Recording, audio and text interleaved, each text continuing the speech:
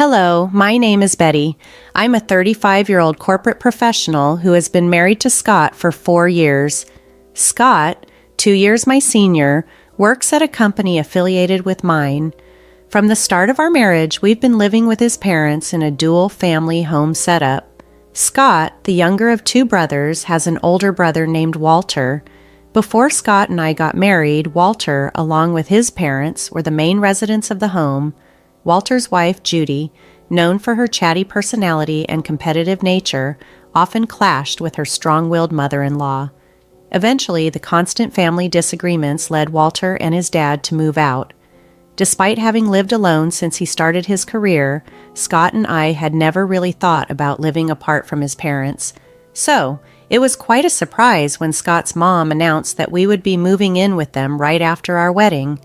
I had assumed we would continue living in my apartment until we were ready to start a family since it was convenient for my work commute.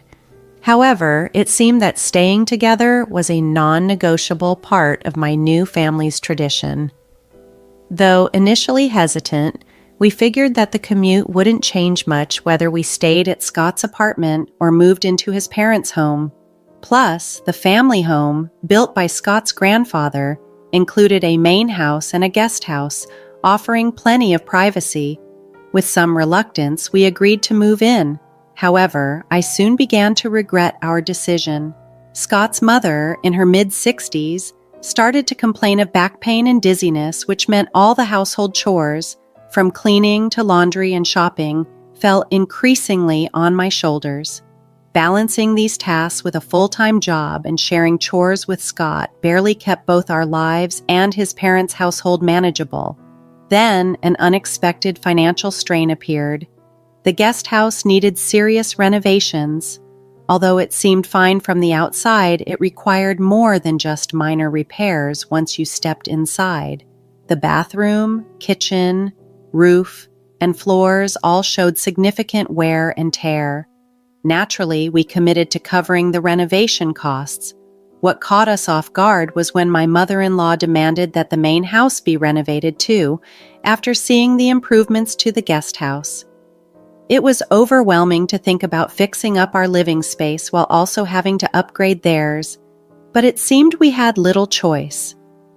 However, we simply couldn't afford to take on everything at once. Why is Betty working then? To support us? Her in-laws? My mother-in-law challenged, adding, "Scott, we blessed you with marriage. You should serve us in return." So it wasn't just the renovations they expected. They now wanted upscale furniture and modern appliances, arguing that the refurbished rooms warranted nothing but the best.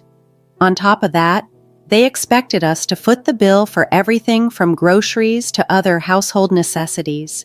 Due to these demands, Scott and I found it nearly impossible to save even a small amount of money each month. As we neared our 3rd anniversary, my brother-in-law Walter and his wife Judy suddenly announced a major change. "We're moving back in, and you need to move out." Judy explained that Walter had been laid off. Although he actually had the option to stay, he chose to leave to help a coworker with children keep his job. Despite having 2-year-old twins themselves, Walter was considered more capable due to his prestigious university education. Faced with this ultimatum, Scott and I spent hours discussing it with my in-laws and trying to negotiate a solution. But it was futile. Eventually, we gave in. "Fine, we'll move out this week," I conceded. It was a tough pill to swallow, but we had no other choice. "We've learned a lot about family from you," I said to my mother-in-law and father-in-law, trying to keep my tone light. "It's time to put that wisdom into practice, right, Scott?" I added, glancing at my husband, who responded with a chuckle. "Yeah, just like Betty said, we're happy to do it. Case closed," he affirmed. With that, Scott and I turned our backs on our chuckling in-laws and made our way to start packing up the guest house. Within 3 weeks, we had the movers lined up and relocated without a moment to spare, opting for the full packing service due to our tight schedule. We timed our move during my in-laws' regular lunch at karaoke with their friends to avoid any disputes over the belongings we were taking. We wrapped up all the formalities in 4 days, utilizing our paid leaves, and began our new life. However, one day I received a call from the front desk at work. Someone claiming to be family was there to see me. I had a feeling she would show up soon. I hadn't expected her to storm in on me at work instead of approaching Scott. Quickly texting Scott about the unexpected visit, I braced myself for the potential hassle. Scott responded immediately, advising that we politely request Emma to schedule a formal meeting to keep things professional and avoid any office disturbances. After relaying the message to the front desk, we managed to have our in-laws agree to leave without further incident. That evening, as Scott and I drove into the parking lot of our former residence where his parents lived, we were met with an unexpected reception. His parents, along with Walter and his wife, Judy, hurried out to greet us. To my surprise, both in-laws had one of Walter's twins strapped to their backs. As I locked the car, Walter confronted us aggressively, accusing, "Hey, how dare you show up here in my parents' cars?" Scott remained calm, replying, "Your parents' cars? Which ones are those?" This only seemed to infuriate Walter further. "The cars you both drove up in, obviously," he snapped. "Well, Walter, both these cars were bought by us. Our names are on the registration certificates. Would you like to see it?" Scott offered, stepping forward. Frustrated by how our parents acted as if they owned everything, I chimed in. "We overlooked it when we all lived together, but now there's no need to lend them out." "Don't forget, your dad has that old minivan he used for work," Judy added, eyeing us sharply. "Who cares about that old car?" Walter retorted dismissively. "But it's perfect for the twins, isn't it? You can fit 2 car seats," I countered, trying to inject some reason into the conversation. Our exchange seemed to make our in-laws uncomfortable, especially as Walter was chastised about the car ownership. They then shifted the topic to the furniture and appliances, accusing us of stealing them by taking them while they were away. "That's stealing, not just from the main house, but also from the guest house," Walter argued. "Yes, and Walter and I can't live without those," Judy supported his claim. "Look, I get what you're saying. We're using the guest house anyway, but there's no reason to dip into the main house too," Scott reasoned. "Why isn't that stuff we all pitched in for?" I inquired, trying to understand their perspective. "Such arrogance. Once you gave it, it's ours," father-in-law asserted. "Hold on, we never gave you anything. We just lent it. There's no record of us saying we're giving it to you, and there's no transfer of ownership on paper," Scott clarified, catching both in-laws off guard. While we were living together, lending things out was just a matter of convenience, but now that we're in separate homes, it doesn't make sense to keep sharing everything, Scott explained, exchanging smiles with me. "We have our own washing machines and fridges. You don't need duplicates, do you?" they argued. "Exactly, so why would we lend them out again? Besides, stuffing everything into our new, smaller place would just make it more cramped," Scott concluded. We exchanged grins, both aware of how tightly packed our current living situation was. "True, we're pretty squeezed in as it is," I admitted. "Absolutely, it's a tight fit," Scott agreed. Judy started to say something in response, but we interjected, "Remember, it's a storage room, so it's supposed to be cramped," I chuckled. "Exactly. Until the official lease is signed, this is how it has to be," Scott added, leaving Walter and our in-laws looking utterly confused. Then Scott revealed some unexpected news. "Oh, by the way, we're moving to Philadelphia next month." He explained that we had initially been offered positions at our company's headquarters but had turned them down because of our living situation. Now that we were free of that complication, we had accepted the transfers and received internal notifications about our new roles at the headquarters. Even better, if all goes well, we might end up working there until retirement. As it turned out, a colleague of Scott's who was going overseas for an extended period had a high-rise condo in Philadelphia he wanted to sell, and everything fell into place quickly. "You guys are going to live in a high-rise condo in Philadelphia? Man, life sure does throw some curveballs," Walter remarked. "Totally. If you and the gang hadn't pushed us to move out, we wouldn't have stumbled upon this opportunity," I replied. "But how could you even afford a high-rise condo? That seems unreal," Judy questioned. "That's thanks to Betty's dad. He provided the down payment," Scott revealed. Betty's dad just gave you the down payment? Judy asked, surprised. Yes, my sister is inheriting the family property, so he decided to help us out, I explained, glad for the unexpected support that turned our situation around.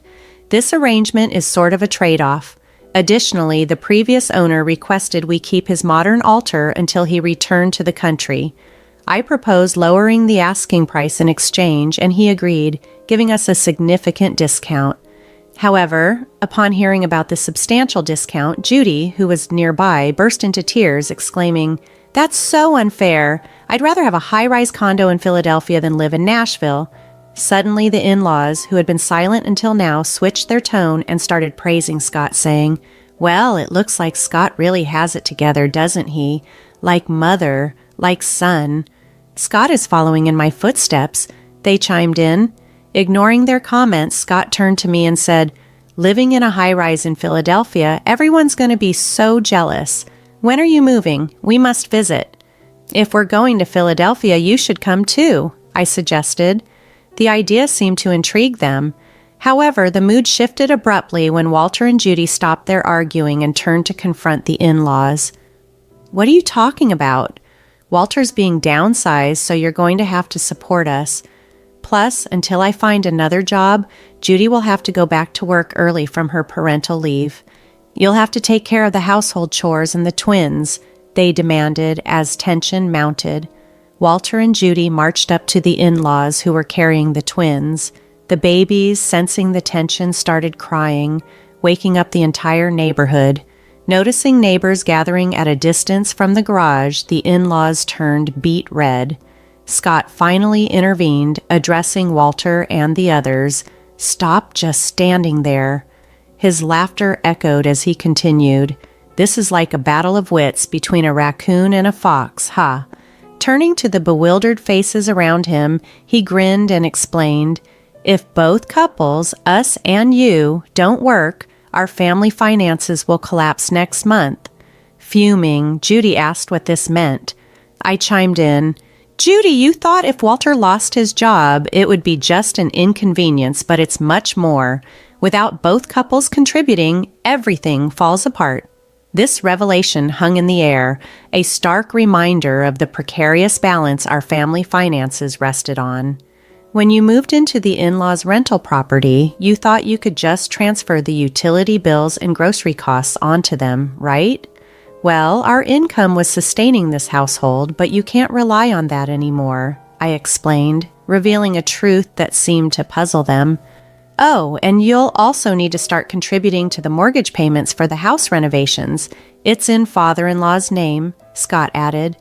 "Why is it in his name?" I asked, catching the in-laws off guard. Scott took over. "I initially wanted the loan in my name since I was paying for it, but Dad insisted it would be shameful not to have it in his, so we used this property as collateral. Up until now, we've been transferring money into Dad's account to cover the loan. Walter, you'll need to chip in starting next month." Of course, the in-laws and Walter were against this idea, but Scott firmly declined to continue making the payments. "We're going to relinquish our claim on the inheritance, so Walter, as the one who will inherit, you'd better take good care of your parents and the family home," I told him firmly. "But children are still obligated to take care of their parents, right?" my mother-in-law insisted. Scott brushed off her comment. "Well, considering we've been covering your living expenses and loan payments for the past 4 years, I'd say that pretty much balances out any future caregiving costs I'd have as a son, don't you think?" "Let's go home, love," Scott said, looking at me.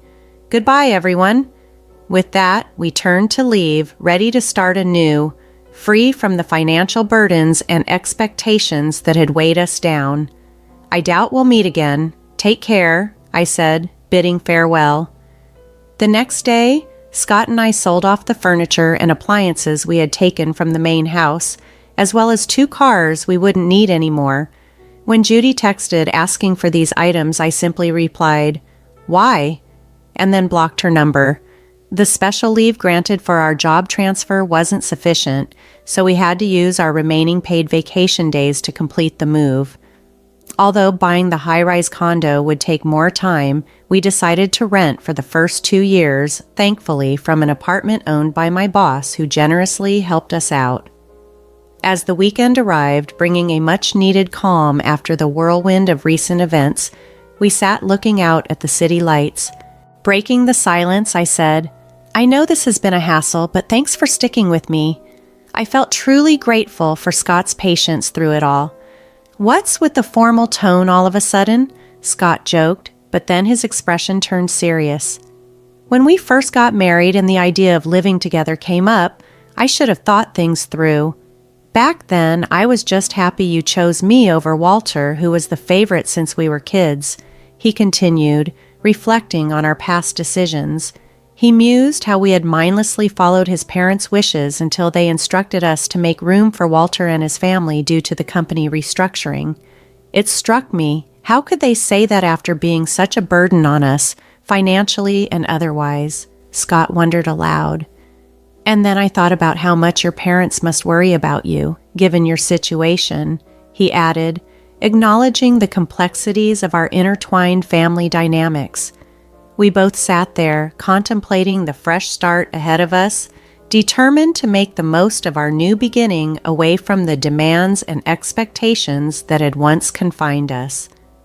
Scott shared with me that he had sent an apology email to my parents, expressing his regrets about our past challenges. Their response was unexpectedly warm. They assured us that if we committed to making our daughter happy moving forward, the past missteps could be forgiven.